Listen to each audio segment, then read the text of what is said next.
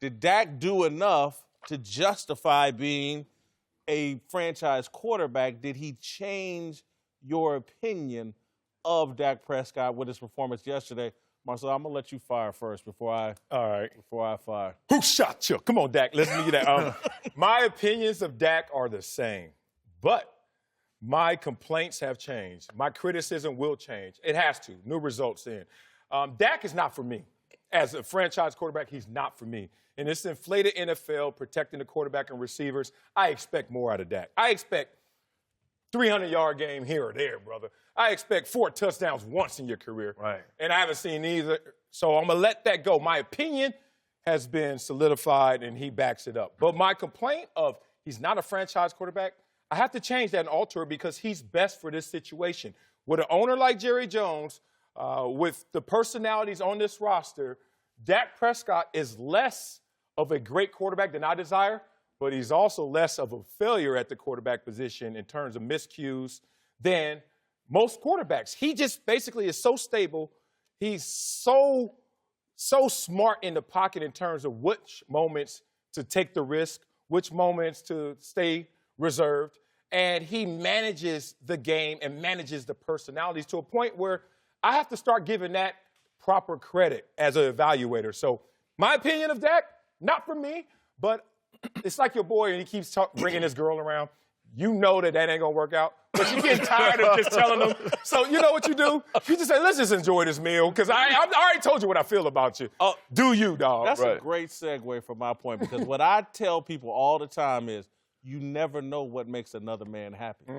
And so or another woman, what makes her happy. Right. And so you might look over and be like, man, I don't like that. But that's what they like. Yeah. And Jerry Jones likes Dak Prescott because Jerry Jones has a vision. I'm going to build a complete team on both sides of the football, and I'm going to have an affordable franchise quarterback. Bingo. And so my opinion hasn't changed.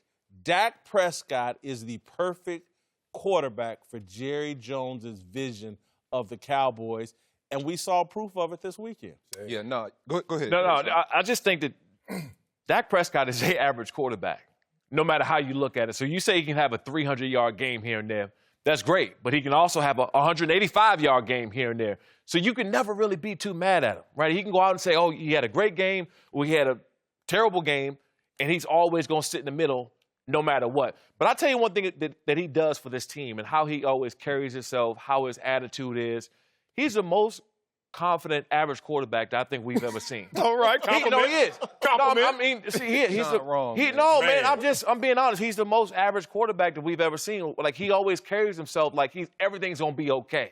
No matter if he plays well or if he plays sloppy, he carries himself like everything's going to be okay. And that's why if I was his teammate, I could play with him.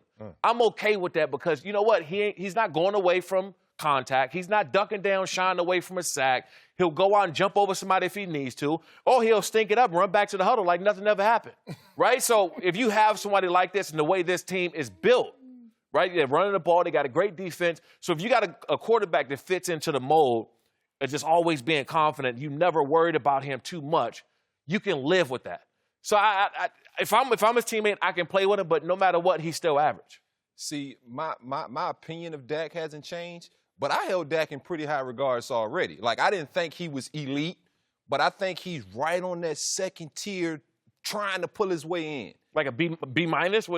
Yeah, I mean, you know, if your top guys have Super Bowls, you know, your second tier guys are your $30 million guys like your Kirk Cousins, your Matt Ryans. I think he's kind of, even Russell Wilson's kind of in, well, I probably would give Russell on the top tier pulling himself in, but I just see Dak differently. I don't know if it's because I've competed against him, but I just think that kid has something, man. Like, he has a it.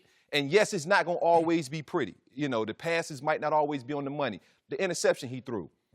The receiver should have made that catch, but that's elementary ball, Dak. You throw that ball to where he can stick that 7 route and run right under it and catch it right here in his hands. You don't put it back here. That's a play an NFL quarterback should make 100 out of 100 times. And so those are the frustrating plays you see from Dak. But, man, like you said, there's something about this kid when he talks, man. Give me a comparable. Can he win it all? Can he be? Yes, he can. On this team, yes, he can. Not this team this year. Right. But moving forward, Them having Who's him the at a comparable? bargain. Who is the comparable? It's Is Alex it Jim Smith. It's Plunkett? Alex Is- Smith before you paid Alex Smith this $25 million. hasn't and won a Kansas Super City Bowl. with $17 million. You're right, but he was a bargain deal at $17 million. He won a lot of games. He protected the football, and he gave when he was in Kansas City, he gave Kansas City a chance. Not Alex Smith last year, who tossed it all over the yard because he seen young Mahomes on his heels and he knew he had to play a little different. I'm talking about the Alex Smith who was on those San Francisco teams. Well, that was before an Alex Colin Smith Kaepernick who took the had spot. offensive coordinator every year, every other year, so he never got to figure out and have consistency at the position. Dak Prescott, to me, his greatest attribute is that he plays within his skin. Now, that means there are limitations, and we know that Dak, he's doing an amazing job of computing what his limits are and trying his best not to exceed them. He's played 48 games right now by game logs. And like I said, in terms of next-level NFL games, 300-plus yards, we see 5. So this is a guy who's like, I'm a zig when they zag. Everybody else is going out there trying to throw 400 yards, 5 touchdowns, and also increasing the risk factor. This is a guy who's like, I'm going to rely on other elements. I got the best running back in my mind in the league. I got one of the best defenses out there. Just play within it. And this is almost Mark Sanchez's first 2 years. Inflated. Inflated. Man, you talking about me being disrespectful. That's inflated. That's disrespectful. That was worse. I'm going to go back to Mark Sanchez's first 2 years for y'all. I think Dallas had a quarterback like him before years ago. Y'all may be too young to remember Danny White. Came in after Roger Staubach. And that's who he reminds me of. But Danny White was never quite enough to get that Super Bowl. And so, now look, I agree with Jerry's vision. I'm not sure if Dak is ever going to max out the way Jerry thinks. I think Jerry honestly believes, like, man, go study Tom Brady's first 3 or 4 years in New England and see if it wasn't all the pieces around him and great coaching. And then when Tom Brady got to 25, 26, 27 years old, did he take off and become great? I think Jerry thinks that's a possibility with Dak. I don't. But all these things y'all talking about, again, Sean, some things we're taking as criticism, I think is actually, you're saying Dak is very mature. He doesn't get too high. He doesn't get too low. He is, and that's the quality about him. That's what I. If I'm a teammate of Dak's, I like it. You know, Ezekiel Elliott came out, and he's a grown-ass man. Who he is. He'll sacrifice his body. He'll do what's necessary for the team to win. That doesn't take anything away from him being average. I play with average. You know, I take Ryan Fitzpatrick, right, when I played in Buffalo. Ryan Fitzpatrick has his times where he can go and light you up, right? He'll have a great 5 or 6 games, and he'll disappear. Nowhere.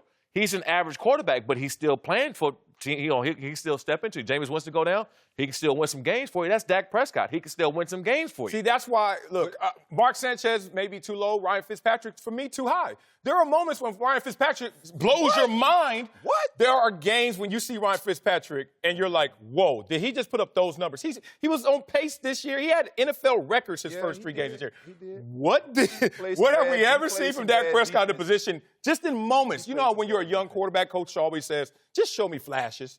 What are the flashes of brilliance and greatness from Dak? I mean, they're subtle. Let's just cut Dak a little bit of a break because he's not going to be the best offensive player on that team. He's just not. Right. And that's okay with him. That's okay with their organization. We got to understand the bell cow is 21. It's going to run through him and that offensive line.